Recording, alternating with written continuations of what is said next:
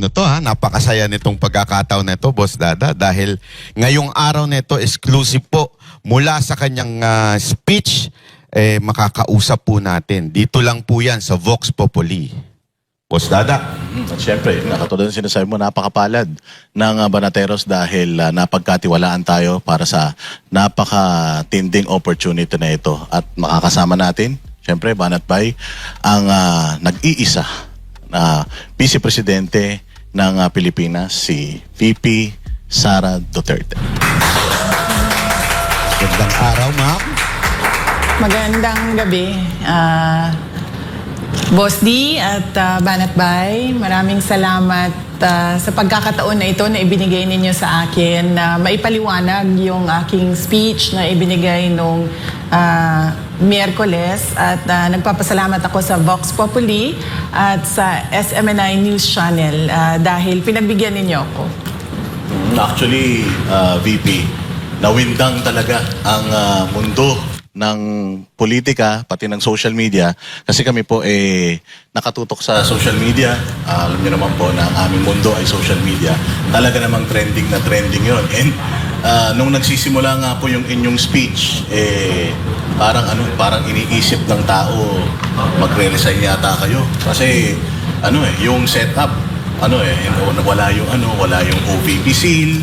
Tapos nakaitim na itim kayo, parang nagluluksa kayo nung inyong nilahad yung inyong or nilabas yung inyong speech.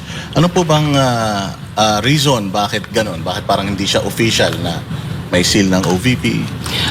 Kasi yung declaration ko na tatakbo akong Pangulo ng Pilipinas, wala naman kasing kinalaman yun sa Office of the Vice President.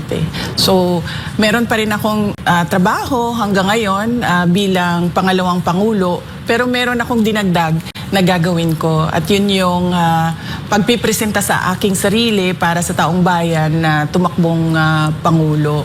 Kaya pinatanggal ko yung seal at yung flag ng Office of the Vice President. Yung itim naman ay kulay ng protesta. Protesta laban sa administrasyon ni BBM, ni Marcos. So yun yung kulay na napili namin noong 2025, noong tumakbo yung mga senators ng PDP laban. Napili ni Senator Amy Marcos din, itim, dahil yun yung nararamdaman ko nagluluksa dahil bakit umabot na sa ganito yung bayan natin, and nagluluksa dahil napakadilim noong nakikita kong kinabukasan natin sa administrasyon ni BBM. Ma'am, nabanggit nyo dun sa speech nyo, it took you 47 years to understand my life was never meant to be mine. Anong turning point ninyo at nasabi ninyo na inabot pa kayo ng 47 years? Yung turning point ko na tinanggap ko na yung kagustuhan ng mga tao na tumakbo akong Pangulo, yun yung napansin ko, narinig ko sa mga nakakausap ko na mga hindi ko kilala.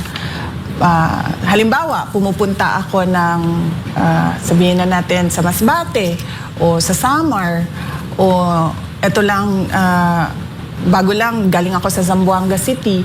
Merong mga tao na hindi naman nila ako kilala. Alam nila si Sara Duterte ako, pero hindi nila ako kilala bilang isang kaibigan o isang tao. Tapos nagsasabi sila, lumaban ka, lumaban ka. Nagsasabi sila ng ganon. At napapansin ko na simula noong 2022, bago mag-eleksyon, bago mag-file ng candidacy, ganun na rin yung sinasabi ng mga tao tumakbo kang Pangulo. Pero syempre ako, hindi ako nakikinig doon kasi paniwala ko noong panahon na yon, dapat ako tumakbong alkalde ng Davao. Tapos nung nirecruit ako para tumakbong Vice President, naisip ko, okay, sige, gagawin ko to para sa mga pagtutuloy ng proyekto ni dating Pangulong Duterte at syempre na rin para sa kagustuhan. Ibigay yung kagustuhan ng mga tao. Hindi ko man naibigay na tumakbo akong presidente, pero nabigay ko sa kanila na tumakbo akong Vice President.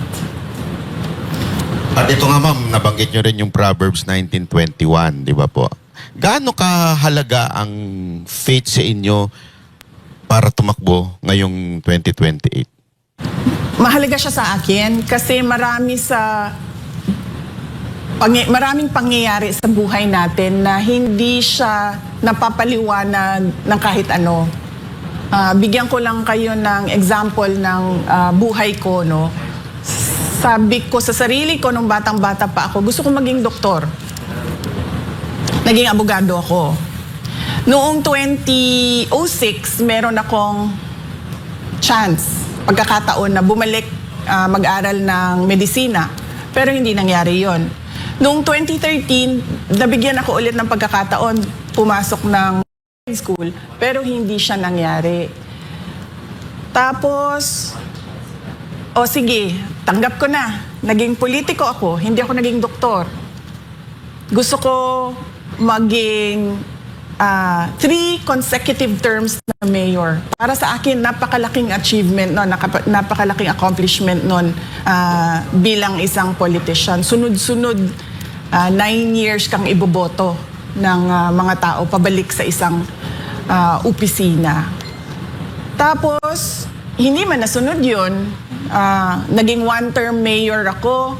Tapos binigyan ako ng pagkakataon na tumakbo for Congress. Hindi din ako tumakbo kasi ayaw ko din. Pero sabi ng mga tao, tumakbo ka ng member of the House of Representatives. Sabi ko, ayaw ko. Babalik na lang ako sa law office. Magiging abogado na lang ako. Tapos nung 2016, kung maalala ninyo, naghahabulan kami ni Pangulong Duterte kasi sinasabi niya, hindi ako makatakbo kasi yung anak ko ayaw tumakbong mayor ng Davao City. Sabi niya, wala akong ibang pinagkakatiwalaan na tatakbong mayor. So sabi ko noon, ayaw ko. And then nung nakita ko na gusto ng mga tao na tumakbo siyang Pangulo, nagparaya ako. Sabi ko, sige, babalik akong mayor. 2016. Noong 2019, tinatanong naman na ako, tumakbo kang senator. Sabi ko, ayaw ko. Gusto ko mag-mayor kasi gusto ko 3 terms. Tuloy-tuloy yun. Tapos hindi man din siya nangyari. Sa akin, naging vice president ako. Pero wala akong explanation kung bakit nagpaplano ako, meron akong mga gusto, pero hindi siya nangyayari para sa buhay ko. Kaya naghahanap ako sa Bible, naghahanap ako ng explanation sa Diyos kung bakit ganun yung mga nangyayari. Tapos nakita ko yung Proverbs 19 nga, na nakalagay doon, many are the plans in a man's heart, but it is the Lord's purpose that shall prevail. So parang napaka-appropriate niya na Bible verse sa mga nangyari sa buhay ko. And syempre, paniwala ko, yan din ang nangyayari sa buhay ng ibang tao na parang plano sila ng plano pero iba yung nangyayari sa buhay nila. So, you think, VP, nung 2022, people are really clamoring na maging presidente ka ng Pilipinas, number 1 ka, at yung decision mo to run ng vice president, konektado rin dito sa destiny na itong sinasabi mo? Yun na. Hindi ko siya ma-explain. Pero baka yun nga yung plano talaga ng Diyos, diba? Kasi at that time naman, ni-recruit lang ako para tumakbong vice president. Tapos ang reason naman ng decision ko tumakbong vice president ay dahil, yun nga, may yung plataforma namin ay continuity and unity. Ibig sabihin, itutuloy yung mga magandang nagawa ng Duterte administration. At sabi ko nga, hindi ko man maibigay na tumakbong Pangulo, pero tumakbo ako on a national stage as Vice President. So parang pakiramdam ko noon, nabigay ko pa rin sa mga tao yung kagustuhan nila. Hindi ko ma-explain. On the hindsight, baka nga ganun ang ginawa ng Diyos para ihanda ako sa pagtakbo ko bilang Pangulo. So, connected din sa sa pangalawang tanong. So, sabi mo kasi hindi ka pinanganak para lang habulin ng happiness. So, kung hindi happiness, VP, ano ang mission mo talaga?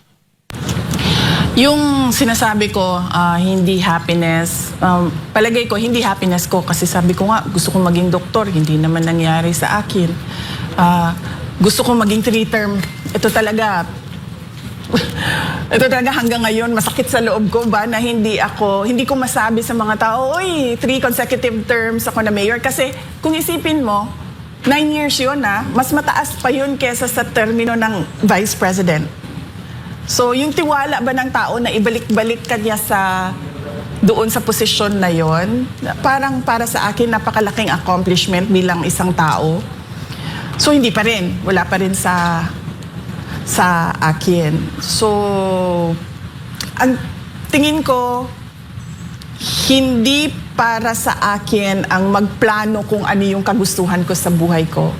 Ang para sa akin ay makinig sa Diyos at makinig kung ano sinasabi ng taong bayan. Kaya yun ang sinabi ko. Yung turning point ko, halimbawa, bababa ako kasi may bibilin ako sa 7-Eleven. Bibili akong kape. Tapos, yung security guard magsasabi, lumabang ka. Wala man siyang, hi, hello, uy, Inday Sara, wala. Sabihin lang niya, lumabang ka. Ganon lang. At marami yun, hindi lang isang tao ang naggaganon. So parang ako ba, nararamdaman ko na yung, kumbaga, desperation nila. Kasi namimilit na sila ng isang tao na nagsasabi din na ayaw ko yung buhay ng politiko. So parang ako, 47 years akong ganyan. One day, noong Christmas break, naisip ko, bigay ko sa mga tao yung gusto nila para sila maging masaya. So yung mission ko ay hindi yung kasiyahan ko, kundi kasiyahan ng mas nakararami. Actually, ma'am, ikiwento ko lang sa inyo itong mga nakaraang panahon. Na-frustrate po talagang tao kasi kita natin, tumataas ang bilihin. Alam na natin, most corrupt yung 2025 budget. Tapos inulit pa ngayon 2026. Lahat ng tao, tapos nagrarally, pero wala naman nangyayari. Talagang frustrated na. May point na nga sa kanila na ayaw na nila makialam sa politika dahil grabe. Kaya nung nag-announce po kayo, tuwan-tuwa talagang mga tao, nabuhayan, parang salamat, may aayos na sa Pilipinas. Meron po ba sa part sa buhay ninyo, since pagtungtong ninyo, hindi tinuloy yung supposedly continuity, tapos inaraw-araw pa kayong banatan, meron po bang part sa buhay nyo na parang, ayoko na, suko na ako? Wala. Dito sa pagiging vice president, walang nangyari na ganun sa akin. Kasi ang pinanghahawakan ko, yung bumoto sa akin yung 32 million na mga Pilipino na bumoto sa akin, na kapag sumuko ako, parang sila yung sumuko, parang napahiya sila. So, hindi ko gagawin yon. Kaya ako, noong binabanatan na ako, hanggang ngayon binabanatan pa rin ako, hindi talaga ako susuko. Kaya nga 'di ba, yung iba sabi nila na magre-resign na ito or i-impeach ka. Parang sa akin, hindi ako magre-resign. Kung meron kayong impeachment, edi i-impeach ninyo ako. Pero hindi talaga ako aalis kung saan ako nilagay ng mga tao kasi tiwala nila yung binigay nila sa akin. So, in consideration, yung issue ng pamilya, hindi ba kayo nababahala doon na sa deklarasyon nyo na ito, pwedeng mawalan kayo ng time with your family? Yung nakakaalam lang na mag-a-announce ako noong Miyerkules ay yung nag-edit ng Tagalog sa speech. Kasi hindi ako native Tagalog speaker, so medyo hirap ako mag-compose ng sentences sa Tagalog. Inedit niya yung speech ko. Siya, nakakaalam siya. Pangalawa, yung husband ko, si Manases, at yung mga anak namin. Kasi sinabihan ko na sila na tatakbo akong Pangulo. Lalo na yung mga bata, tinanong ko sila, may mga iniisip ba kayo? May worries ba kayo? May concerns ba kayo? May mga tanong ba kayo sa akin? Tapos binigyan ko sila ng mga ilang araw. Tapos binalikan ko sila, sabi ko, may tanong na ba kayo? Tapos pinag-usapan namin. Tapos binasa ko sa kanila yung speech noong Martes ng gabi. Binasa ko sa kanila yung speech at tinanong ko na naman sila ulit, meron ba kayong tanong? Sasabihin ko bukas. So alam na nila. At nasanay na rin sila sa nakaraan na 2.5 years na vice president ako na ano talaga, minsan nandyan, minsan wala. Tapos dumagdag pa yung nangyari kay dating Pangulong Rodrigo Duterte. So parang naka-adjust na yung mga anak ko sa trabaho ko. At paniwala ko, hindi na rin, kasi mas mature na sila ngayon, tumanda na yung mga bata simula noong 2022. So paniwala ko, may iintindihan na nila kung ano yung mga kailangan ko gawin para sa bayan. So, ibig sabihin po pala, walang nakakaalam na ibang politiko or any supporter, funder. Talagang sarili niyong desisyon ito dahil sa panawagan ng taong bayan sa inyo? Oo, walang, kahit mga kapatid ko. Yung mama ko, sinabihan ko siya. Kaso hindi niya ata kasi naintindihan, nagagawin ko na ngayon. Yun. Sinabihan ko siya, hindi para magpaalam, kundi para lang ma-inform siya. Pero yung nakakaalam talaga nung detalye, yung mga anak ko, tsaka yung asawa ko, tsaka yung nag-edit ng Tagalog sa speech. Pero may tanong din ng taong bayan kasi nung in-announce nyo to, galing po kayo sa The Hague kay Pangulong Duterte. Meron po bang sinabi sa inyo na nag-convince? Pilano nyo po ba? O wala po?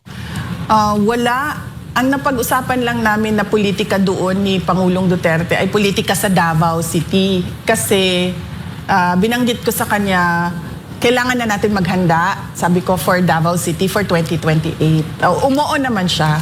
Sabi ko, gagawin na namin kung ano yung ginawa natin bago mag-2025. So, sisimulan na namin. So, yun yung napag-usapan namin. Pero national politics, wala kaming napag-usapan. In fact, kahapon lang siya sinabihan ng mga abogado niya na yung anak mo nag-declare na tatakbong Pangulo. At nagbigay siya ng note, napaka-ikli na note, at pinadala sa akin nung abogado. Pwede po kaya nating malaman kung hindi ito'y personal, mensahe niya at encouragement niya sa inyo po. Sige, sa susunod, magpaalam muna ako. Magpaalam muna ako kay dating Pangulong Duterte at magpaalam ako sa abogado niya. Pero kahapon siya sinabihan at nagpadala siya ng note. Kaya importanteng or interesado kaming malaman yon, VP, kasi siya din na nagsabi na ang pagiging presidente hindi fit sa isang babae. Sa tingin ko naman sa lahat ng bagay, hindi lang sa pagiging Pangulo, ay walang gender consideration.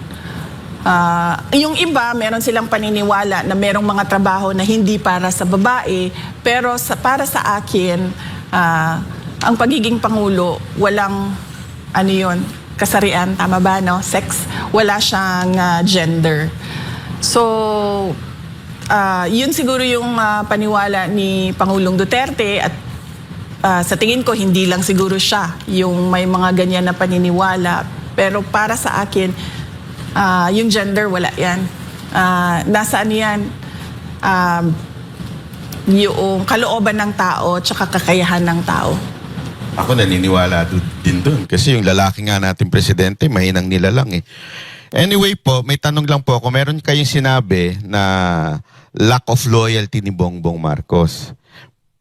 Pwede nyo po bang specific ko ano yung mga lack of loyalty at kanino at saan? May dala kong kopya ng speech ko ha. Tapos babasahin ko lang ulit para naiintindihan ng mga nanonood saan doon sa speech yon. So ito yon, no? Sa unang mga buwan pa lang ng aming termino, nakita ko na ang kawalan ng katapatan ni Bongbong Marcos Jr. sa mga pangakong binitawan noong kampanya, pati na sa kanyang mga sinumpaang tungkulin para sa bayan. Kasi napansin ko na wala talaga siyang sinseridad sa trabaho. Noong una, pag-upo namin, nagpapatawag siya ng meeting. Meron kaming mga cabinet meetings. At napapansin ko dun sa cabinet meetings, wala bang structure ba na ano ang problema, pag-uusapan natin at pag-iisipan natin ang solusyon. Tapos mag-uutos ka na nun. O ikaw gawin mo ito, o ikaw gawin mo ito, ikaw gawin mo ito. Sa susunod na linggo, ibigay niyo sa akin yung resulta ng ginawa ninyo base sa pinag-usapan natin. Ganun yun eh. Kaya nga may cabinet eh. Kasi meron ka iba't ibang opinion, iba't ibang experiences, iba't ibang kakayahan na mag-iisip para sa mga kailangan ninyong gawin. Mga ilang buwan siya nagpapatawag ng cabinet meeting. Tapos bigla, sabi niya, ay hindi na tayo magka-cabinet meeting. Sabi niya, papatawag lang namin kayo kung may kailangan kami sa inyo.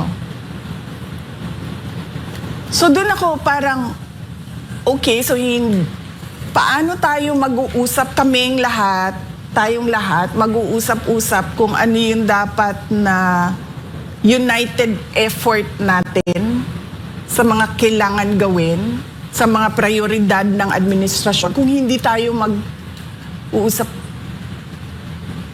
Bigla na lang nawala na ang cabinet meeting.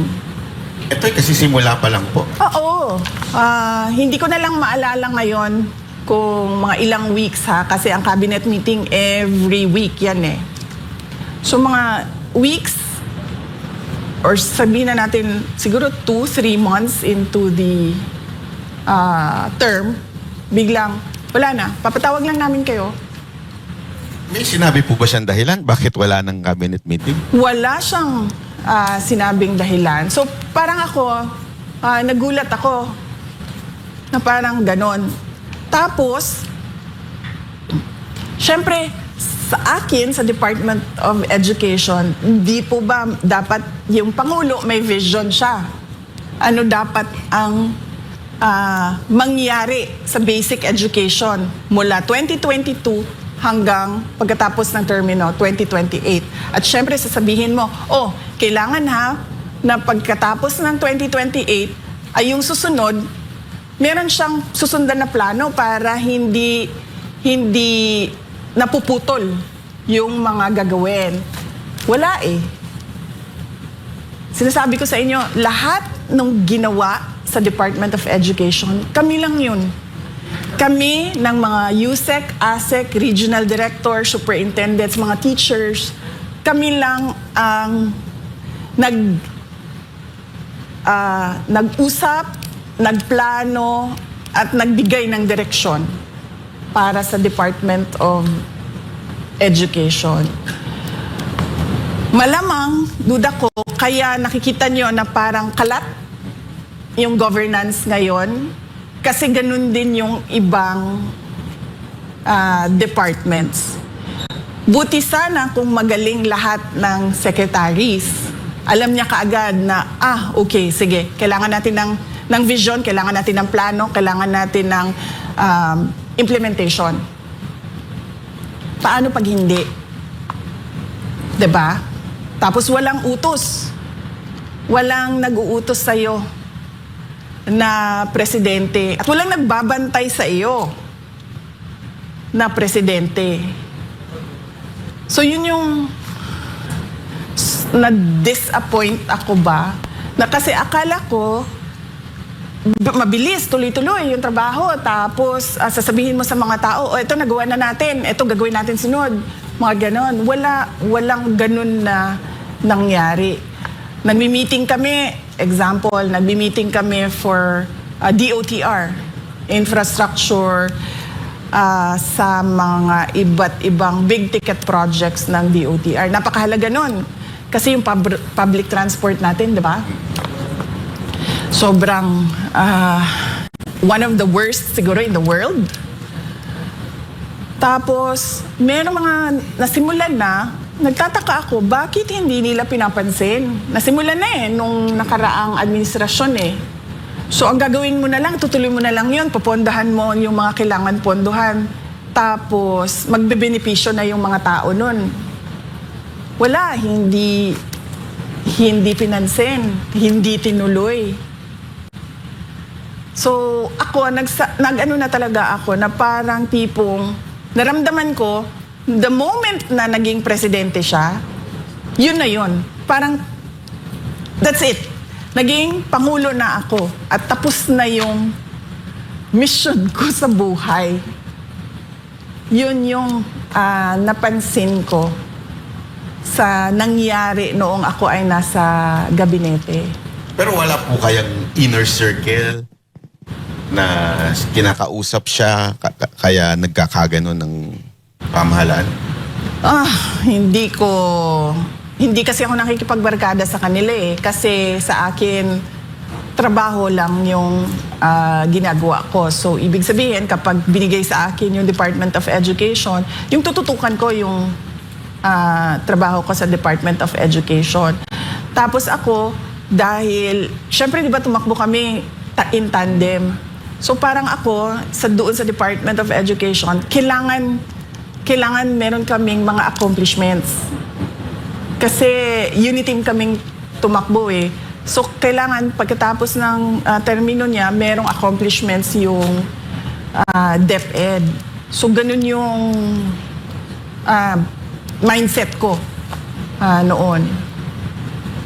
So, nung mga napapansin mo, VP, na parang teka, hindi na nagpapatawag ng cabinet meeting, tapos walang directions na binibigay sa inyo. Kayo lang yung sarili nyong effort, yung ginagawa ninyo bawat ahensya ng gobyerno.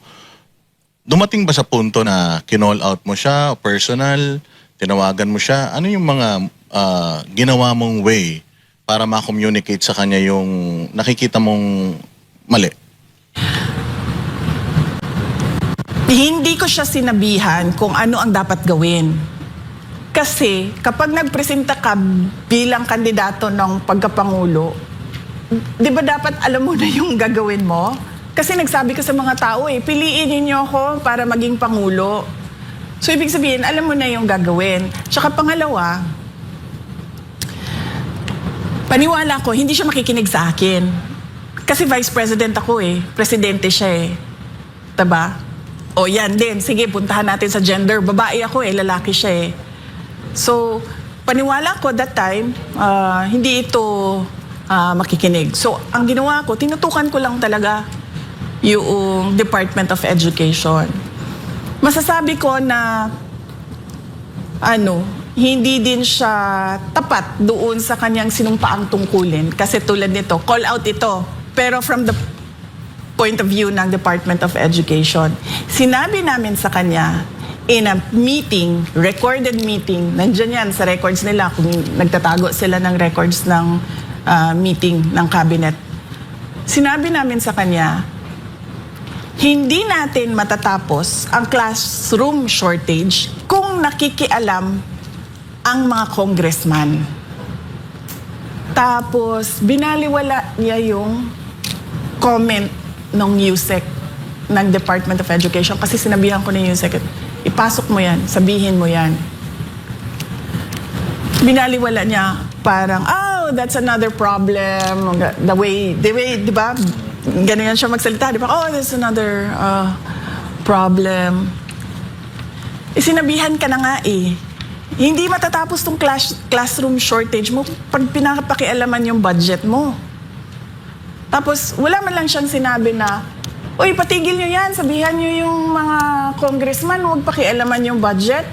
Kasi may kailangan tayong gawin. Meron akong kailangan na ipakita sa mga tao sa classroom shortage ng bansa. Wala. He brushed it off, brushed it aside, and then moved on to whatever he wanted to say at the time. Nung bang, campaign, nakita mo na ba kung, may nakita ka bang tendencies sa kanya na magiging ganito siya? Ano? You know? Sige. Sige. Nakwento ko na ito, pero kukwento ko ulit sa inyo. Kasi tinanong ulit eh. Merong isang governor. Ayaw na ayaw niya si BBM. Tapos, dinadala ko yung isang, parang kaibigan niya ba, kadikit niya. Sabi ko doon sa kaibigan niya, tulungan mo naman ako, ikumbinsihin itong governor na ito na mag-uniteam na. Kasi nagrosa yung governor Robredo Sara. Tapos, ayaw talaga nung governor. Tinanong ko siya, sabi ko, bakit? Sabi niya, ayaw ko na sabihin. Sabi niya, hindi naman na mahalaga yan eh. Sabi niya, basta ayaw ko lang mag-Marcos. So, akala ko naman dahil sa mga nangyari noong martial law, mga ganon. Akala ko ganon. Tapos, tinulak ko siya ng tinulak, pinilit ko ng pinilit. Hanggang nagsabi na siya, hindi maganda ang karanasan ko sa kanya nung siya ay senator. Dahil may humingi ng tulong sa kanya, hindi niya tinulungan. Pinadala pa nila sa akin yung sulat ng humihingi ng tulong.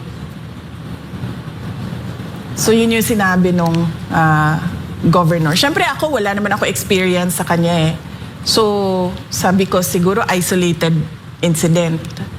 Noong kampanya, napapansin ko, di ba nakikita niyo sa footage, magbibigay yung mga tao niyan eh. Sobre request letter, hingi ng tulong. Hindi niya yan tinatanggap. Hindi niya yan, di ba, kakamay, dadaan yung convoy, kakamay. Gaganayan na niya yan. Tapos merong isang beses, di ko alam, baka siguro ginanon na talaga yung kamay niya at ginanon yung papel. So magkatabi kami. Nahawakan niya yung papel. Tapos, hindi niya alam siguro ko itatapon niya o kinuha ko. Tapos binasa ko. Napakasimple nung pakiusap nung tao. Sabi niya, konting tulong lang sa dagdag kapital. Ako ay isang vendor. Napakaliit na bagay. Hindi niya binasa. Sabi, hindi niya man lang inattempt alamin kung ano yung kailangan ng tao. So sabi ko sa kanya, oh, ako na nito. Sabi ko, huwag mo na isipin to, ako na. Tapos sabi niya, oh, ikaw na ha, ikaw na bahala dyan. Sabi ko, oh, ako na. So yun, meron akong experience na ganyan sa kanya. Ma'am, kung alam mo na early on na may problema, bakit it took you a lot of years pa bago nagsalita, ilabas yung saloobin niyo sa kanya? Naglabas na ako ng saloobin ko nung nag-resign ako. Yun na talaga yung pinaka kumbaga first form of formal protest ko sa Pangulo. Sinabi ko doon, 3 yung dahilan. Unang-una, personal, dahil meron siyang pangako sa akin na hindi niya tinupad. Para niya ako mapa-oo na tatakbo akong vice president, meron akong 2 hiningi. Isa doon, wala talaga. So okay lang yun, sabi ko, di ba? Nung ako nag-resign sa Department of Education. Okay lang yun. Kasi personal ko naman yun eh. Wala namang, hindi na makaka-apekto sa taong bayan yun. So okay lang yun. Tapos pangalawa, yung pagbaliwala ba niya sa reklamo namin sa Department of Education na yung budget namin ay kinokontrol ng House of Representatives. Hindi lang control, kinuha talaga at pinaghati-hatian. At syempre, sabi ko nga, nung ako ay nag-explain noon, sabi ko, nakikita sa papel, hindi ninyo nang kailangan ng ebidensya dahil inattach mismo ng House of Representatives ang listahan ng paghati-hati nila ng budget ng Department of Education. Pag-akyat namin sa Senate during the plenary, merong isang senator na nagtanong, sa inyo ba itong listahan? Sabi namin hindi. So parang nabuhayan kami doon na parang baka sa BICAM ay maayos yung budget namin, pero wala pa rin. Kaya doon ko nasabi, sabi ko 2 tao lang naman ang humahawak ng budget sa Pilipinas. Si Martin Romualdez at si Zaldico. At masasabi ko na pinapabayaan ni BBM dahil nung sinabi namin sa kanya during a cabinet meeting, classroom shortage, pinapakialaman yung budget, binaliwala niya yung tanong or yung sinabi namin. So ibig sabihin, meron siyang kumbaga approval, implied approval doon sa ginagawa.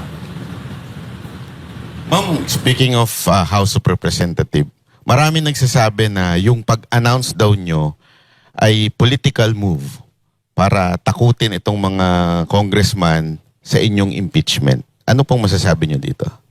Wala akong power. Kung nakikita ninyo ngayon, nag-iisa ako.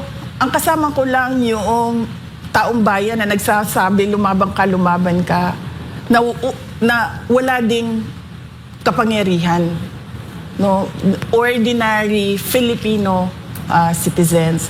So paano ako mananakot ng mga members ng House of Representatives na kumbaga naka-angkla, nakasabit sa kapangyarihan ni BBM, sa kapangyarihan ng administrasyon. So paano mo matatakot yung mga ganun? Eh sila yung in power. Ako yung nag-iisang nag-iisang tao na hindi kaparte ng barkadahan. Alam naman natin yung mga kasunod mo talagang kulela at kung hindi negative, kulela talaga. Parang, syempre, no choice daw yung mga congressman na kumampi na sa inyo dahil lagot daw sila pagka kayo ay naging presidente. Yun ang sinasabi ng mga ilang political analysts at mga tao. Meron na daw kayong alibay na ginagamit lang yung impeachment sa politika dahil tatakbo nga kayo. Bago pa naman ako, okay, unahin ko sagutin yan ha. Bago ako tumakbong, bago ako nag-declare na tatakbo akong Pangulo, kung maalala nyo, sinasabi ko na, di ba, inaatake nila ako kasi sa paningin nila, tatakbo ako sa 2028. Sinabi ko na yun ilang beses. Sabi ko, it's a political attack, it's political scapegoating sa mga kakulangan ng administrasyon. So sinabi ko na yon noon, bago pa man ako nag-declare na tatakbong president. Yun namang frontrunner, hindi kasi ako naniniwala dyan sa numbers na yan.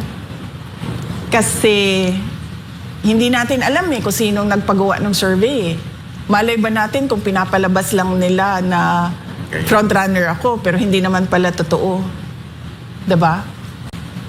So, hindi ako naniniwala sa numero na sinasabi nila. Pero naniniwala ako sa mga tao na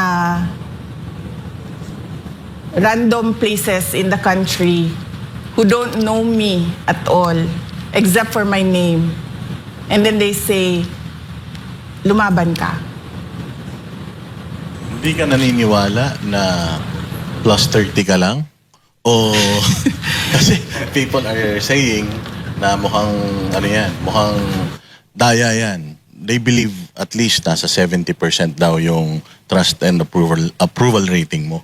Hindi kasi ako nagpapasurvey kasi mahal. Wala kaming budget para sa survey. In fact, nakikisurvey lang kami. Kung merong lumalabas na survey, sabi na, ito pala yung number. Pero sa totoo lang, hindi rin naman natin alam kung sino yung nagpa-survey eh. 'Di ba? Kung totoo ba talagang independent yon o merong gumastos para sa survey. So, hindi ko binabase sa survey yung galawan ko. So hindi nyo talaga po tiniming itong pag-announce ninyo? Walang timing ito. Talagang nasa puso nyo lang. O, tsaka, VP, doktoran ko yon para isang sagutan na lang. Kasi, bakit ganito kaaga? Ikaw daw, in history, ng mga nag-declare, yung pinakamaaga, bakit Ash Wednesday daw? Nag-speculate talaga yung mga tao. Actually, hindi ko nga naisip na Ash Wednesday pala yun. Nalaman ko na lang na Ash Wednesday kasi sinabihan ako pagdating ko sa office, may misa. Sabi ko, bakit may misa? In fact, kung nakikita nyo, pinalitan pa yung setup, diba? Kasi akala nila press conference yun. Naka-table yun eh. Walang podium yun sa una. Tapos nandun pa yung mga heraldic symbols. Tapos pinapalitan ko. Tapos sinabihan ako may misa. Sabi ko, bakit may misa tayo? Ash Wednesday. So, tapos nalaman ko lang after na Ramadan na pala. Kasi yung mga kaibigan ko na mga Muslim, nag-greet na ng Ramadan Mubarak. So, walang ano yon. Pero, binigay ko naman yung rason. Kung maaalala ninyo, nandun yun sa speech. Kasi inisip ko na talaga yun eh. Ako magtatanong ito sila kung bakit February 2026 ako nagsabi. Tapos, sinabi ko na yon, binigyan ko ng rason para hindi na sila magtanong. Pero nagtanong pa rin pala sila. Sabi ko, madalas, iniiwasan ng mga politiko ang maagang paghayag ng kanilang mga plano upang hindi sila maging target ng pag-atake. Ngunit, matagal nang sinira ng administrasyong ito ang pangalan ko. Kung maalala ninyo, nagsimula yung attacks nila October 2023.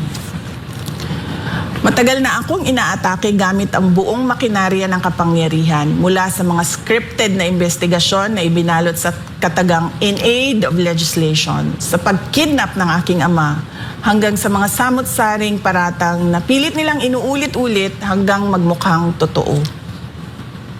So ito yung reason.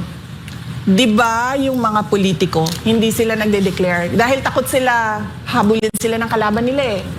Diba? Mabinay, sabi nga nila. Oo. Silang mabinay. Oo. Kakasuhan ka. Iimbestigahan ka. Ginawa na nila lahat yun eh. 'Di ba? So ano pa bang i-delay ko sa sasabihin ko na tatakbo akong Pangulo ng Pilipinas? Sinabi ko sa lahat, gagawin ko yon December of 2026. Inagahan ko lang ng ilang buwan. So wala namang kakaiba doon. Nabanggit nyo din po sa inyong speech na humingi kayo ng tawad dahil po sa nailuklok si BBM dahil sa inyo. Dahil po anong specific na sa tingin ninyo talagang hinihingi ninyo aside from sa binanggit ninyo na tawad sa Pilipino? Bakit? Sa tingin nyo po ba talagang kayo ang dahilan ng pagkapanalo ni BBM? Kasi ang pagiging Pangulo, destiny yan eh. Diba? So hindi ko naman masabi na ako yung dahilan ng kanyang pagiging Pangulo. Pero nag-contribute ako sa paghingi ng tulong sa mga tao na iboto si BBM. Kaya madaming beses na rin tulad ng sinasabi ng mga tao na lumaban ka, madaming beses na rin ako na real talk sa daan na masasalubong ko yung tao, makakasalubong ko yung tao, or kumakain ako, tapos merong kumakain dyan sa ibang lamesa, tapos magpapapicture sasabihin, alam mo, binoto namin si BBM dahil sa iyo eh. Kasalanan mo talaga lahat to eh.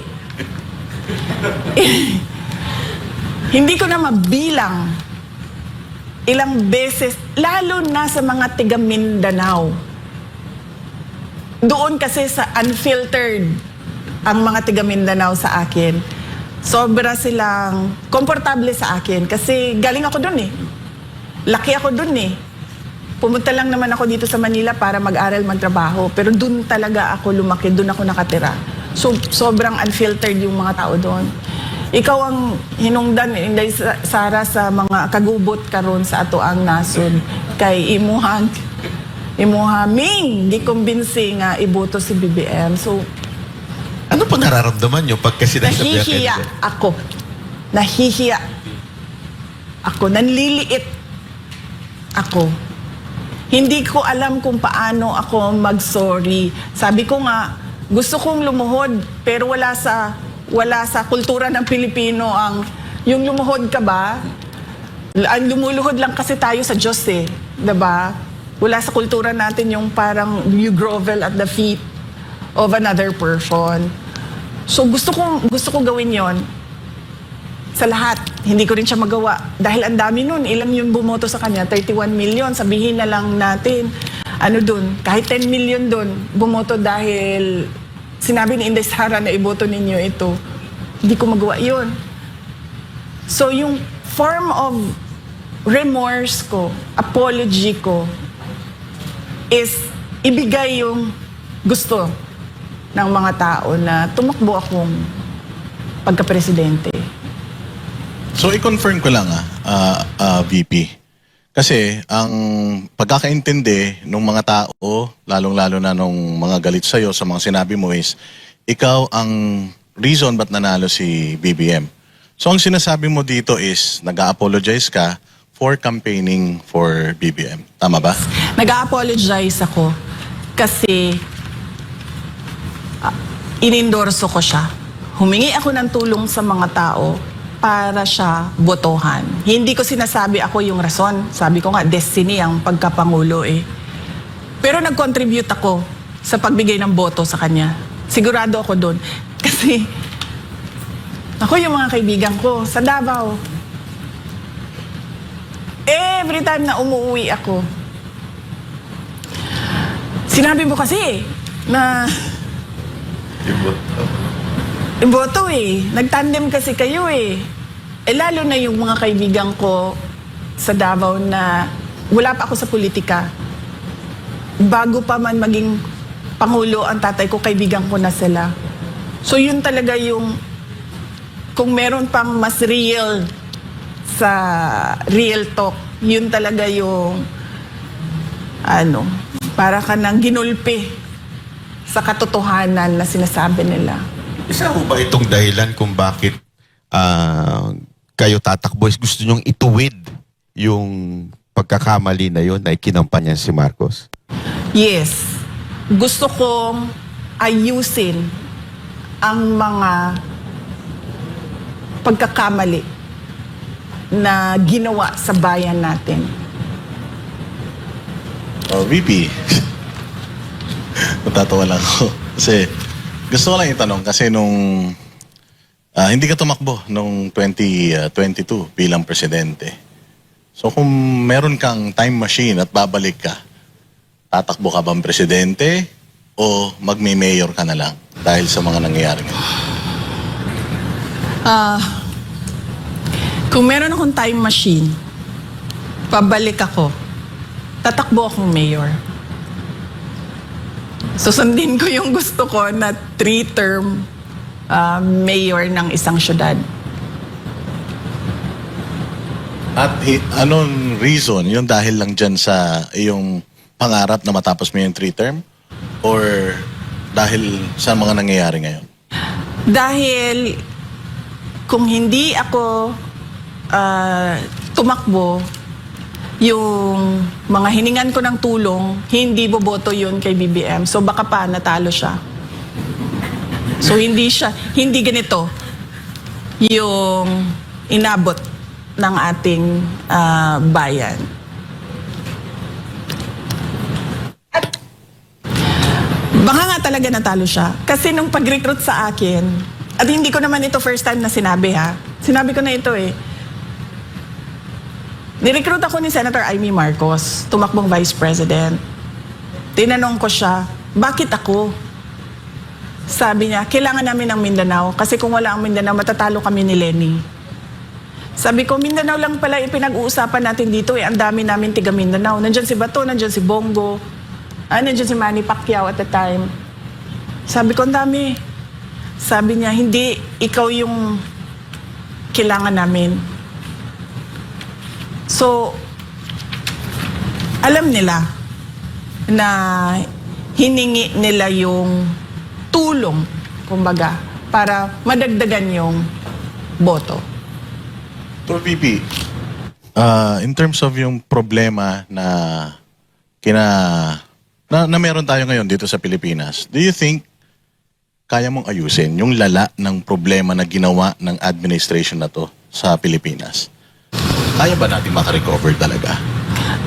In 6 years, hindi eh. To turn around a country, you need at least 30 years. So, dapat merong long-term na continuity. Yan. Long-term na plano, long-term na continuity na paniniguraduhin mo na yung susunod, hindi niya pababayaan, babaliktarin, o ibabasura yung nagawa nung nauna. Kasi yun yung sikreto ng pag-unlad eh. Kasi kulang ang 6 years para ayusin ang isang bansa. Minimum of 30 years. Siguro kung parang walang tulugan, wala ng 25 years. Wala nang pahinga, 25 years kakayanin. We'll shave off 5 years. Pero kasi ang termino ng isang Pangulo, let us be realistic, 6 years lang yon. So dapat ang papaniguraduhin mo dyan ay yung magagawa mo for 6 years at yung iiwan mo na plano para sa mga susunod. Maganda siguro kung naging tuloy-tuloy si Marcos noon. Konti na lang ang bubunuin nyo. Pero dahil nga... Tinuloy niya yung tinuloy niya yung kay Pangulong Duterte, 6 years yun, 6 years kay BBM. Konti na lang sana yung mga iba pang taon. Kaya lang lalong gumulo nung panahon ni Marcos. So mas lalo po bang lumalim ito, naging problema natin dito kay Marcos? Oo, makikita nyo naman sa numbers eh. Ikunin nyo lahat ng economic indicators. Wala. Bagsak na talaga yung Pilipinas. Investor confidence, wala. Nagsisinungaling lang yan sila na meron. Pero walang interesado sa Pilipinas ngayon. Nabanggit niyo po na natatakot kayo for the next generation. Anong specific na kinakatakutan niyo nung binanggit niyo yun? Natatakot ako, nabanggit ko yon sa speech. Sabi ko dito na ako'y kahadlok nga moabot ang adlaw nga dawato na lang nato ang kapobrehon isip kapalaran nga maanad data sa sayop nga mawad-an na lang ta og paglaom. Natatakot ako na tanggapin na lang nila ba na yung mga kabataan, tanggapin na lang nila pinanganak akong mahirap, mabubuhay akong naghihirap, mamamatay akong isang mahirap. Hindi ko gusto yun para sa ating mga anak. Tapos natatakot ako na tatanggapin na lang nila kahit mali, okay lang. Tulad ng nangyayari ngayon, ang laki nung ninakaw sa budget natin. Hindi pa yon nare-review ang 2022, 2024, tsaka 2023 budget ha. 2025 pa lang pinag-usapan natin. Tapos para bang wala lang siya sa mga tao. Bilyon-bilyon ang pinag-uusapan na hinatid kung saang bahay, nakalagay sa mga maleta. Pero parang tanggap lang ng mga tao, ay, ganun talaga eh. Tapos natatakot ako na mawalan na ba sila ng hope yung mga tao. Tapos magkanya-kanya na tayo. There'll be lawlessness, indifference. Natatakot ako na ganun yung future generation of Filipinos. Ayoko na lang magbanggit ikumpara sa ibang bansa. Pero merong mga bansa, kung makikita ninyo, na wala talaga. Criminal organizations ang nagpapatakbo ng kanilang bansa. Sobrang lakas ng krimen na ang mga trabaho ng mga tao ay bilang isang kriminal. Mga matitinong tao umaalis na lang sa kanilang bansa. Ganon. Ayoko makita na ganon yung mangyari sa Pilipinas. Isang political question po ito, madalas itanong ito. Meron na po ba kayong napupuso ang Vice President?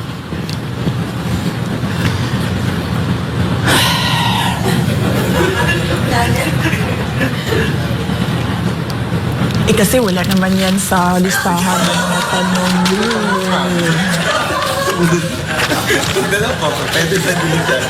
Wait, sandali Oo, andito ba yan? Ito, sasabihin ko na lang kasi tinanong niyo na Ayaw ko rin naman na...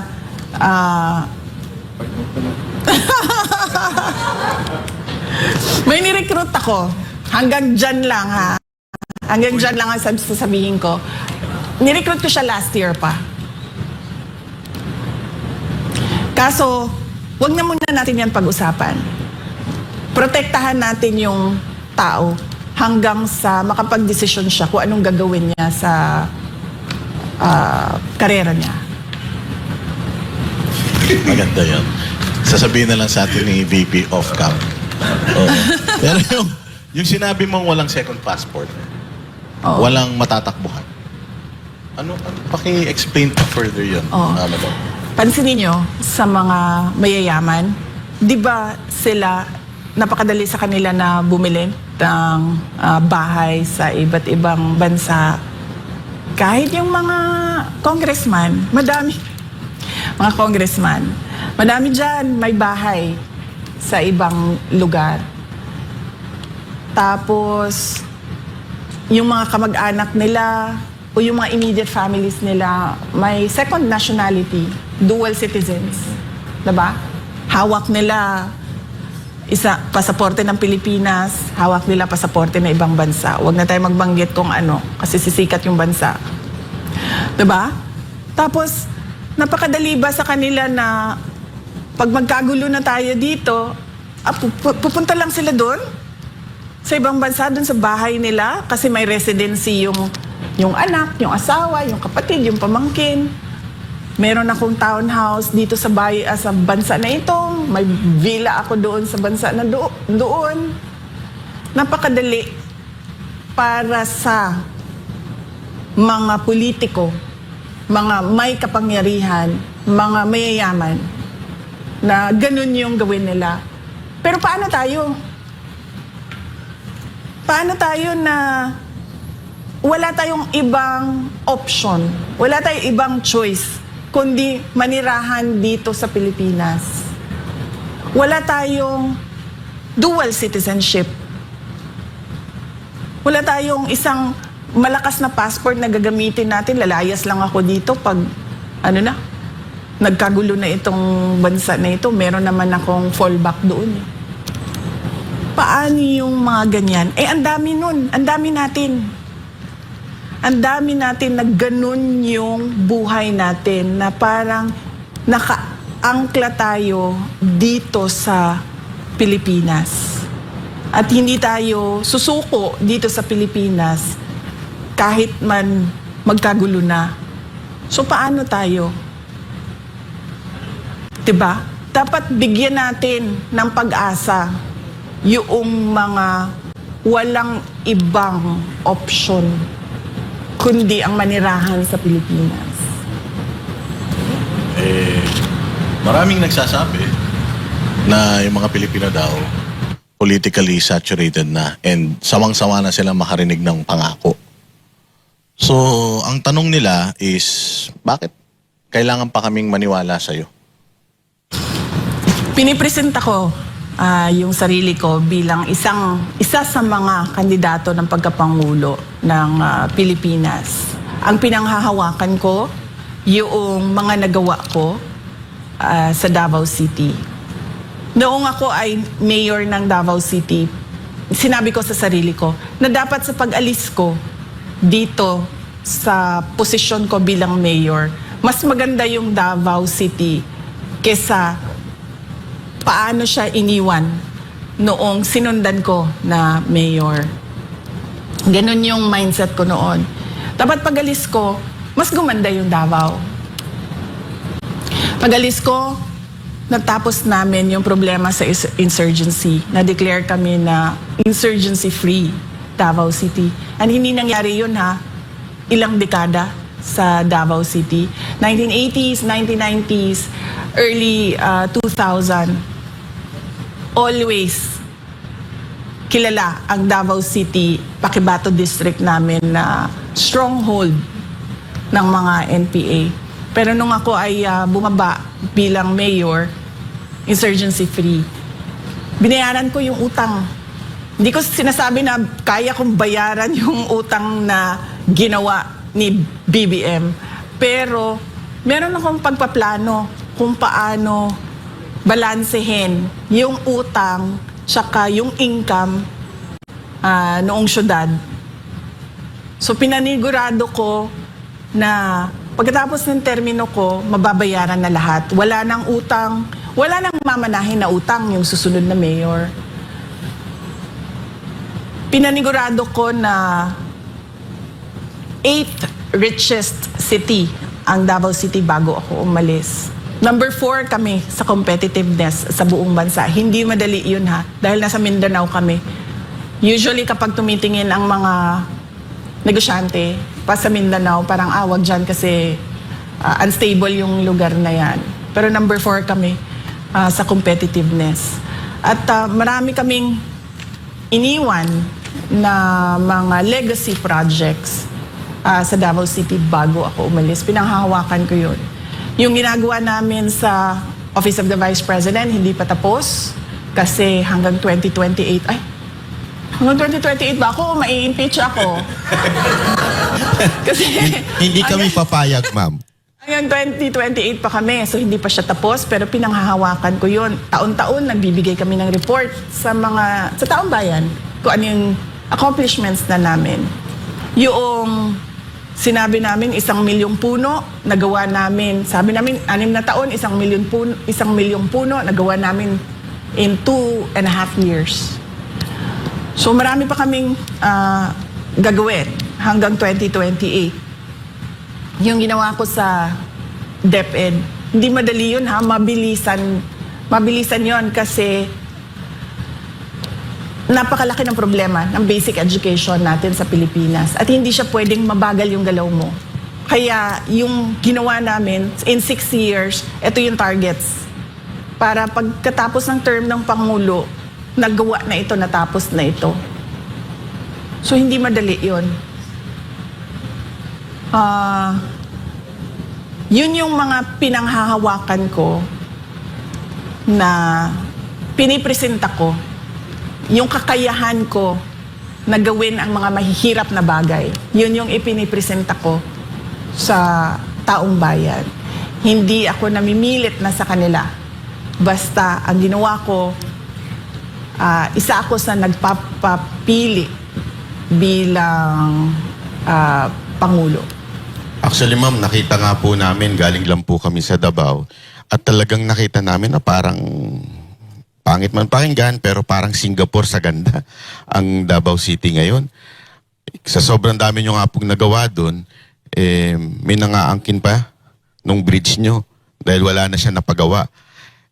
At isa pang dahilan pala kaya galit na galit din ng mga NPA na congressman sa inyo dahil doon sa ginawa nyo insurgent sa pinatanggal nyo talaga lahat totally. Pag kayo po ba naging Pangulo, isa ho ba yan sa plano ninyo, priority ninyo na mawala na talaga sa Pilipinas yung ganyan? Oo, kailangan na natin tapusin. In fact, malapit na yun matapos noong bumaba si dating Pangulong Duterte. Ang kailangan na lang gawin nung sumunod ay ituloy niya yung mga plano kontra insurgency. Kailangan natin tapusin na yan para yung ating Armed Forces of the Philippines, matutukan nila yung iba pang mga prioridad ng ating bansa. Pero ngayon, kung napansin nyo, ay, nagsisimula ng lumakas yung, ano man tawag yan, rebel groups sa iba't ibang lugar ng Pilipinas. So siguro naman, VP, alam mo naman yung mga, kung sino yung mga posibleng makakaharap mo sa 2028. Yung mga nagawa mo sa Davao City, do you think yun yung edge mo para manalo sa 2028?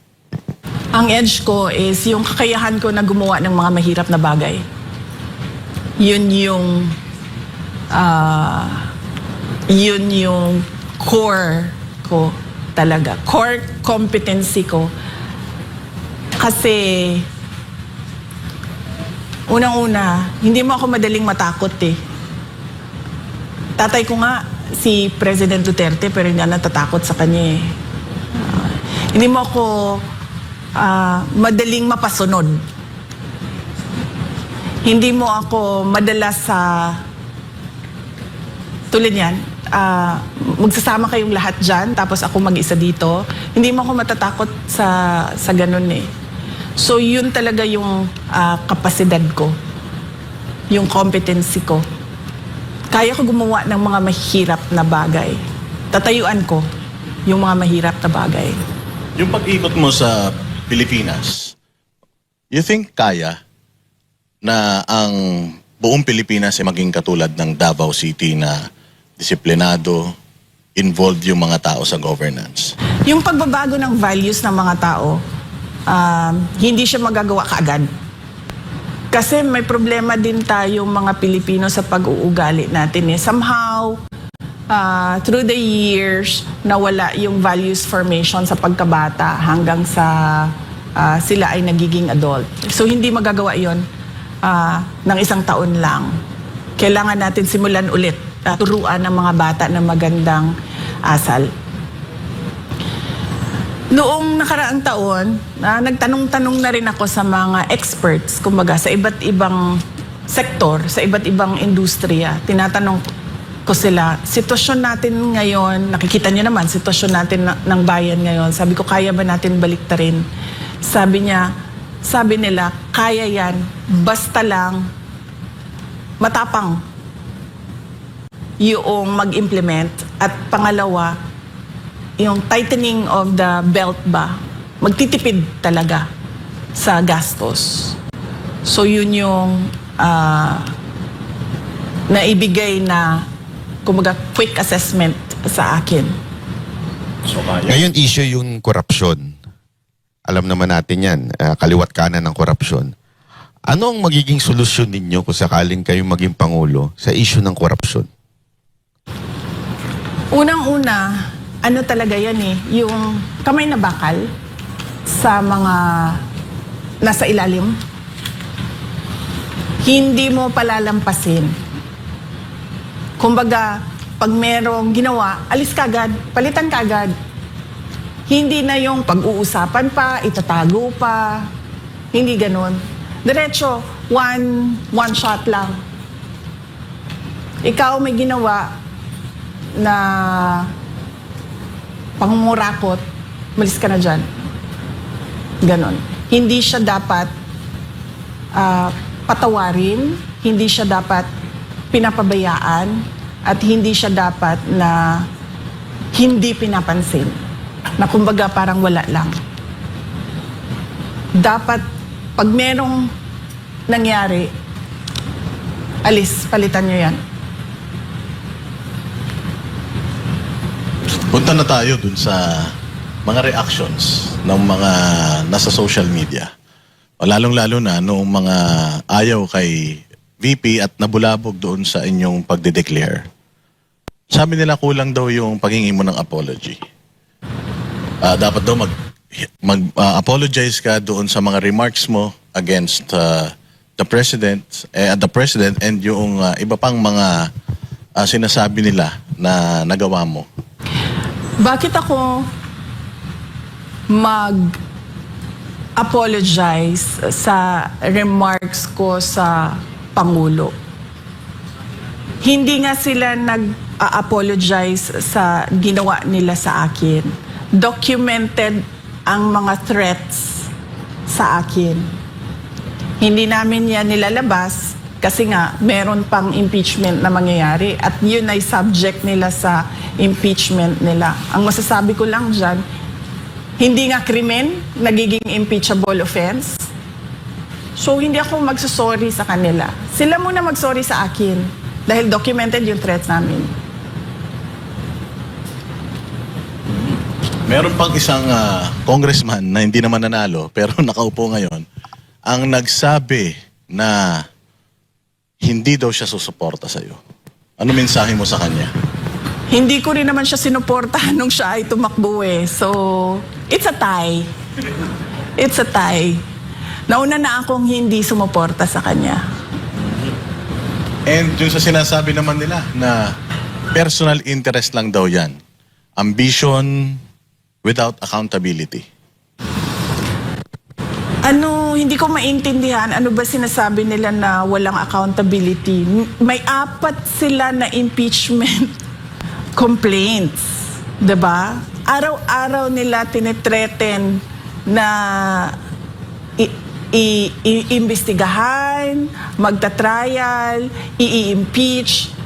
So hindi ko alam saan doon ang walang accountability. Nung meron namang nag-file ng impeachment complaint, ano ba sinabi namin? We are prepared to answer it during trial. Ma'am, nung amin pong itong vinlog, ang kadalasang comment ng tao, mag-ingat si VP. Kasi alam naman natin, ngayon na talaga nag-finalize na kayo ng decision nyo, sure, sa tingin ng mga Pilipino, sobrang laki ng chance yung manalo. So, dalawa lang yan. It's either i-impeach kayo para hindi na kayo makatakbo or may gawing masama sa inyo. Hindi po ba kayo natatakot na sa pagsalita nyong ito ay malalagay sa alanganin ng inyong buhay? Hindi na ako takot kasi kasama na yun sa desisyon ko na posibleng gagawin sa akin. In fact, sinabi na nga sa akin noon na meron naman talagang plano na mga ganon. So, hindi na ako takot kasi ano na yun kumbaga kalakip na yun sa desisyon na ginawa ko. Hindi siya pwedeng mahiwalay doon sa desisyon ko So, hindi pwedeng nag-decide ako tatakbong president pero matatakot akong patayin ako. Hindi na. So, kinalimutan ko na yun. Wala na yan. Yung pagka panalo naman, Diyos na ang sasagot nun. Kasi nga sabi ng Diyos, diba? Magplano man ang tao, pero ako pa rin ang masusunod. So, nagplano ako. Natatakbo akong Pangulo. Sinunod ko kung ano yung hinihingi ng taong bayan. Diyos na ang bahala kung ano yung mangyayari sa susunod. Ano mo ba, Nat? May bagay na maging VP, si VP. May bagay si Pastor. Maging VP. Actually. Pero, VP, hinga namin kayo ng mensahe para sa mga kababayan natin na nawawalan na ng pag-asa, saturated na, napapagod na political, tsaka pagod na rin sa mga nararanasang paghihirap dito sa ating bayang Pilipinas. Sa mga kababayan natin na dumadaan sa hirap, kung ano man yon, sa personal man, sa trabaho man, o yung hirap ninyo sa politika o sa mga dinadaanan ng bayan natin, magtiwala kayo sa Diyos. Lagi kayong magdasal nabigyan kayo ng lakas at ng kaalaman, strength and wisdom, at bigyan kayo ng grace na tanggapin kung ano yung nangyayari sa buhay ninyo. At pag merong nangyari na hindi maganda sa buhay ninyo, isipin nyo na lang na mas matindi yung nangyari. Mas matindi yung nangyari sa buhay ko. So, hindi yan ang katapusan ninyo. Kasi merong isang tao na mas matindi pa ang dinaanan. Pero, hindi mag-give up. Last question. Alam naman po natin, bansa natin ngayon is polarized na masyado. At isang ang hesitant ng iba na parang baka pag nanalo kayo, maggagantihan lang. Kayo po ba isang magiging presidente na mag-unify sa ating bansa? So, magiging vengeful. Oo. Wala kasi sa ugali ko yung pagiging vindictive at ano bang tawag dyan? Yung gumaganti. Kung makikita nyo sa governance ko, noong ako ay mayor ng Davao City, tumanggap din, nung kampanya, tumanggap din ako ng sobrang katakot-takot na banat mula sa naging katunggali ko at the time bilang mayor candidate. Pero nung ako ay umupo, tapos na yun lahat nung nangyari nila, ng banat nila sa kampanya, lahat ng sinabi nila, wala na yun. Tapos kung maalala nyo, nung ako ay mayor, hindi ako gusto ng mga tao na nakapalibot kay dating Pangulong Rodrigo Duterte. Hindi naman natin tinatago iyan. 'Di ba? Nahirapan nga ako magpa-approve ng city administrator ko noon kasi kinokontra talaga nila ako. Pero hindi ko naman sila binalikan. Ang dami nilang pahirap na ginawa sa akin. Pero pinabayaan ko lang na para bang sige, yan yung gusto nyong gawin, gawin nyo lang. So, wala sa history ko sa history ng trabaho ko ang gumaganti. Kung nakita nyo sa Office of the Vice President, pag upo ko dyan, karamihan dyan ay mga appointees ni Vice President Leni Robredo. Pero hindi ko sila pinaalis. Hindi ko sila sinabihan na papalitan namin kayo ng mga tao namin na pwede naman namin gawin dahil yung mga hindi permanent positions ay wala naman security of tenure yon. So sinabi ko, pabayaan nyo sila. Kung gusto nilang tumuloy, welcome sila na magtrabaho sa Office of the Vice President. Kung ayaw na nila, dahil ayaw nila ako, then welcome din silang mag-resign. So wala kaming pinaalis dyan. Noong ako ay umupo, wala akong hindi ko siniraan si dating Vice President Leni Robredo sa mga ginawa niya bilang Vice President.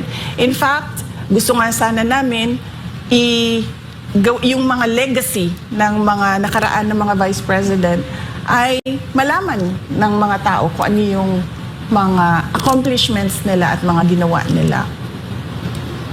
Hindi ko, wala sa ugali ko yon sa pagtatrabaho. Pero ito lang ang sasabihin ko. Hindi pwede na walang managot.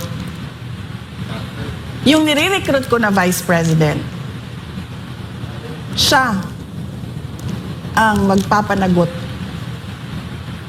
sa mga gumawa ng mali sa bayan. Para ako, nakatutok ako sa trabaho ng presidente. Mukhang naging bala ko doon Mukhang may clue tayo May clue ka? Oo, mukhang alam ko na.